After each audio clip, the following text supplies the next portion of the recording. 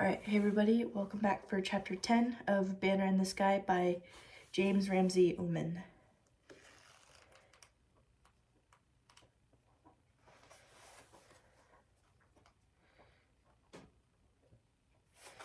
Alright, chapter 10.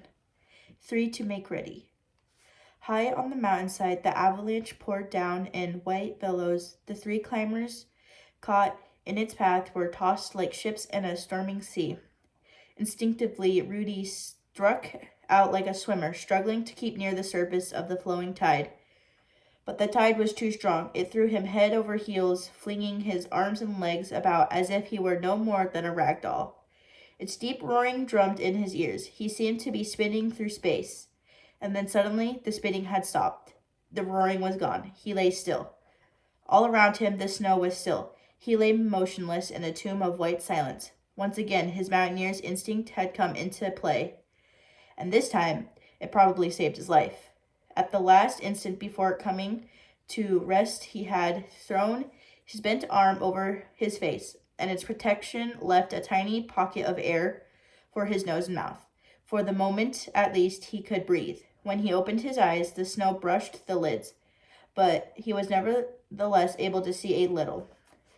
And he could tell from the brightness of the light that he was not buried deeply. Still, there was danger, great danger, for he knew that if he tried to dig out, his movements might only sink him deeper in the drift, or worse, might yet stir the delicately balanced snow into a fresh avalanche.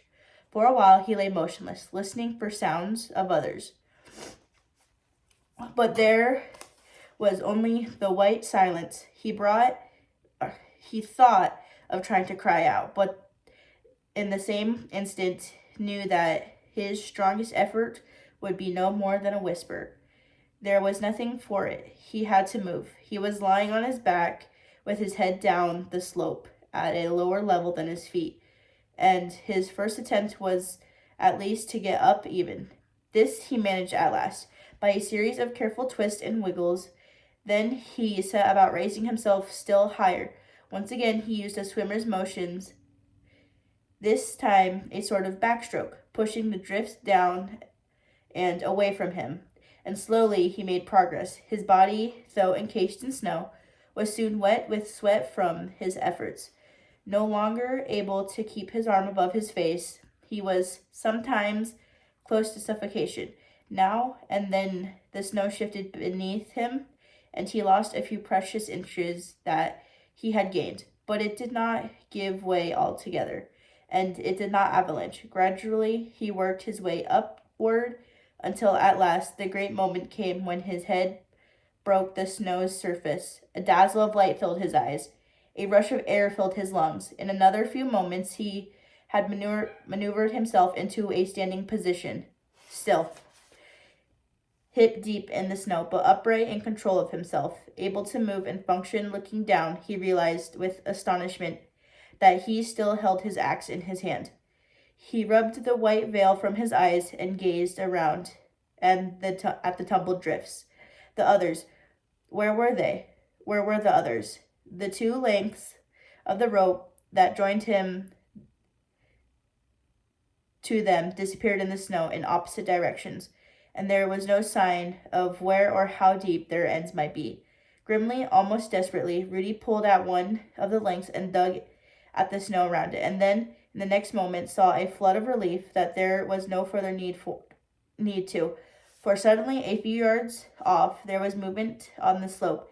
A dark shape was materializing out of the whiteness, first an arm, then a head, then a broad pair of shoulders, and a man's whole body. Before Rudy could reach him, Emil Saxo was standing upright in the drift, brushing the snow from his face and swearing angrily under his breath. The guide barely glanced at Rudy. His eyes went quickly to the other length of rope, and then the two of them were hauling, digging, and probing, uncovering the buried strand foot by foot, following it diagonally across the slope toward the rock wall that bound it, coming at last to the edge of the wall where Captain Winter lay buried under some 4 feet of snow. He was conscious. He had managed to keep breathing, but he had been thrown in such a position that he had been unable to work himself free, and As they dug him out, they saw that he was bleeding from a gash in his head.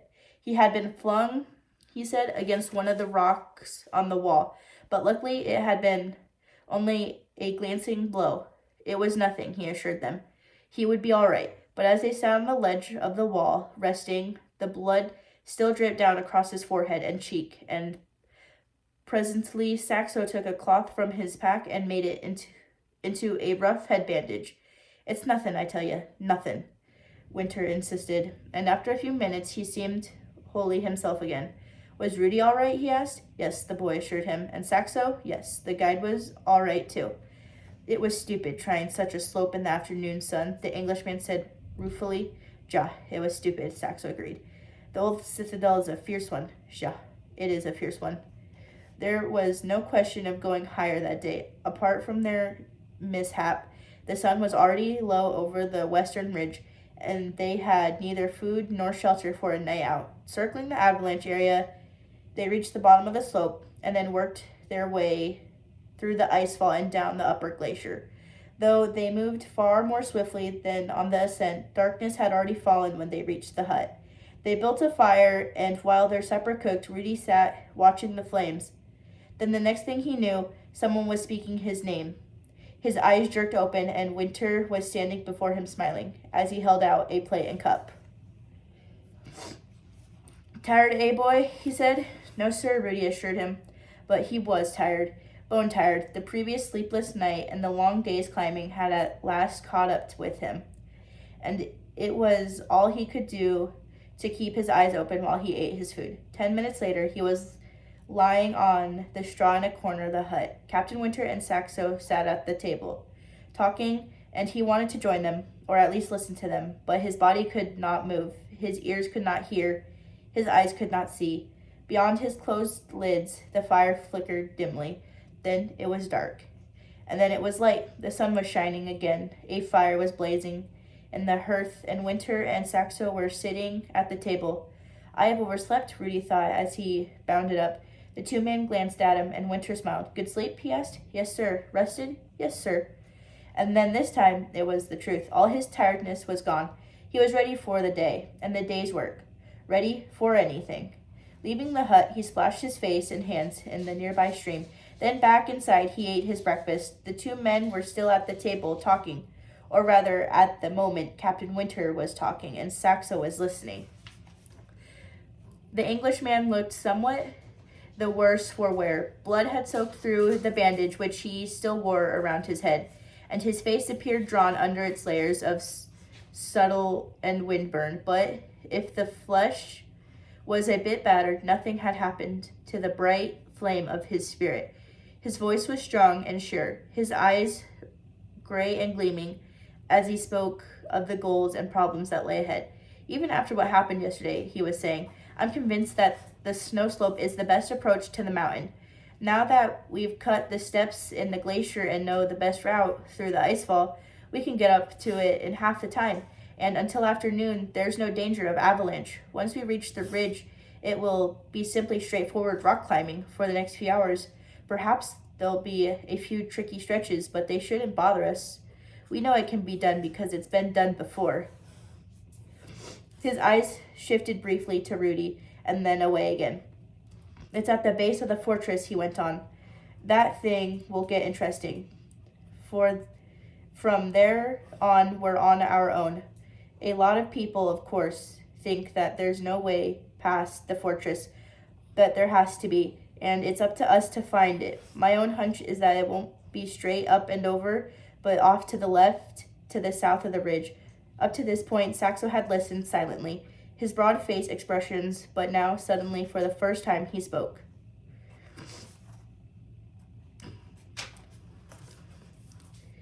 That is the way the first climbers thought to go. Yes, that was Joseph Matt's way. The way he was about to try before, Winter hesitated, before the accident, to Sir Edward Stephenson. I do not think Joseph Matt was right, said Saxo. I think the best way is either straight up along the line of the ridge or over to the other side, toward the east face. But Matt and Stephenson tried there first, and their porter said later that they could find no route. Saxo shrugged. Perhaps they did not look hard enough, or did not have the skill. Winter's face clouded. He started to speak, changed his mind, and got up from the table. Well, there's no use arguing about it, he said. We'll see how it goes when we get up there. Now, we'd better be on our way. Rudy had risen, too, and stood expectantly beside him. We start today? We will start today? For the Citadel? No. Winter turned to him. Today, Emil and I will go back down to Brawley for more supplies.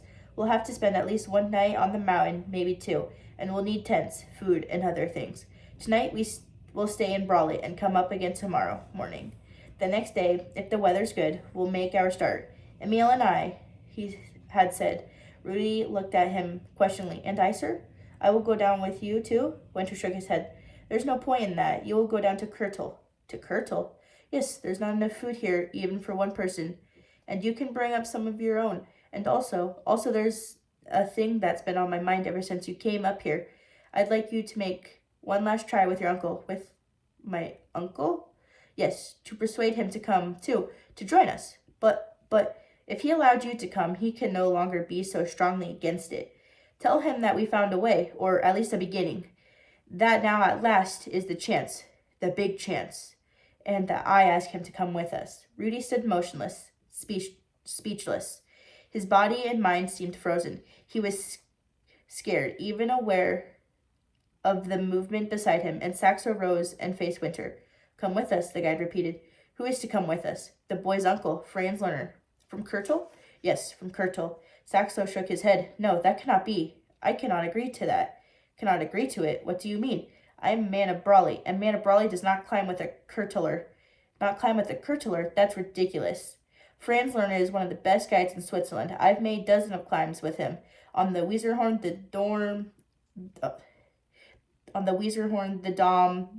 Dornelberg. Yes, on the Weserhorn, the Dom, the Dornelberg. But now we're not speaking of these. We're speaking of the Citadel. And what happens when you ask him to go on the Citadel? He will not go, will he? He is afraid, as all the Kirtlers are afraid. You have to leave Kirtle and come to Brawley to find a guide who will do it. All right? I said to you, I, Emil Saxo, am not afraid. I will climb the Citadel with you. I will climb for the honor and glory of my village, but I will not drag up with me some Kirtler who has not the skill or courage to do it himself. Drag a guy like Lerner? What are you talking about?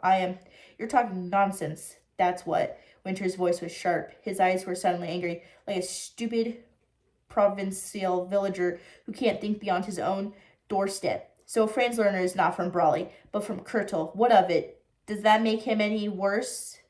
Any the worse guide? Any the worse man? He's one of the best guides in the Alps, and you know it. And if he'll come with us, he'll make us just that much stronger. Give us just that much better chance of reaching the top. He paused. Saxo didn't answer.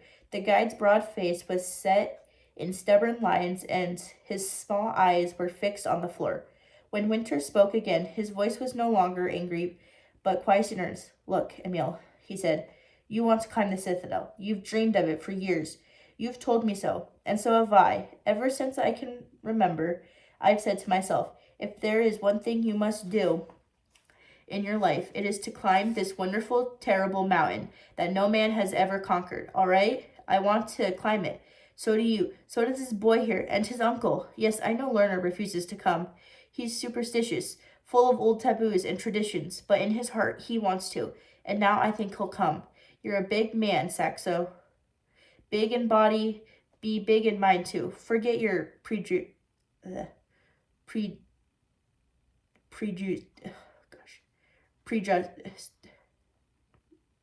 it when it's half on the page, half on the other page. Prejudices. And if Lerner will come, accept him. Let's go after this mountain in the strongest way, the wisest way. Not as an Englishman and a Swiss, not as a man from Brawley and a man from Kirtle, simply as human beings, working together. The Citadel is too great for anything else, too important. Still, the guide looked silently on the floor. Such ideas were obviously new to him, and his indecision showed on his face. Winter put a hand on his arm. Come on, he said. It's time to go. We'll talk more about it on the way down. He slung on his pack and picked up his ice axe, and slowly followed and slowly Saxo followed suit. Rudy watched them as if from the depths of a dream. Ordinarily, he would have been angry at what Saxo had said about his uncle and his village. He would have listened tensely to the conversation and perhaps even have joined in. But as things stood, he had scarcely heard it. All he could hear was Winter's words, "You will go down to Kirtle." He couldn't. He couldn't. Winter was halfway to the door when he stepped before him. "Please, sir, please," he murmured. The Englishman looked at him curiously. "Do not send me down to Kirtle. It is no good. No good. About my uncle, when he sees me." Winter smiled. "No, I think you're wrong," he said. "I think your uncle will come. Wait and see." "I do not mean that. I mean," he couldn't say it. "Please," he begged, "let me come with you to Brawley. I can be useful. I can carry a pack. Emil and I can manage the packs." Winter shook his head. "No, Rudy. You go down to Kirtle. Talk to your uncle and bring him back with you. Tell him that I want him and need him. That climbing the citadel wouldn't be the same without Franz Lerner." He glanced at Saxo, nodded, and went to the door. Then he looked back. "Better start down soon," he added, "so you'll arrive early and have a good rest. Tell your uncle to bring his high climbing and bivouac equipment. We'll meet you back here at noon tomorrow." He went out, and Saxo followed him. For a moment, Rudy stood rooted, and when he reached the door, the two men were already swinging down the path. He started to call, but no words came. He had 100 things to say, and nothing to say. Silently, he watched while the others moved down the boulder slope toward the Brawley Glacier. The last thing he saw was Winter's bandaged head bobbing whitely against the grayness of the rock. The breakfast fire burned out. The sun climbed the sky. Down by the stream, a marmot rose on its hind legs, shrilled and darted off. Then it was silent again. For a long time, Rudy sat alone on the steps of the old hut. He looked at the worn boulders beneath his feet. Raising his head, he looked at the great mountain that towered above him, at the stone slope, the upper glacier, the ice wall, the snow slope, at the southeast ridge slanting up to the grim walls of the fortress. Then he turned away. What was the use of looking? His lie had caught up with him. His sneaking and thieving had caught up with him. There was nothing to do but start down to the village, to his mother's tears and uncle's anger, to the mocking laughter of Klaus Wieselhoff, to the dirty dishes of the Bucite Hotel. He stood up, going into the hut. He got his axe and pack, slung through the pack straps with his old hand-cut staff, and this he removed and stood in a corner, for he not need it now, nor would he need the old red flannel shirt that was inside the pack. He went out and closed the door and climbed down through the boulders to the glacier. There was a thin covering of snow on the ice, and he could see the footprints of Captain Winter and Saxo bearing westward in the direction of Brawley. He turned east, following the crest of the glacier, perhaps for half an hour.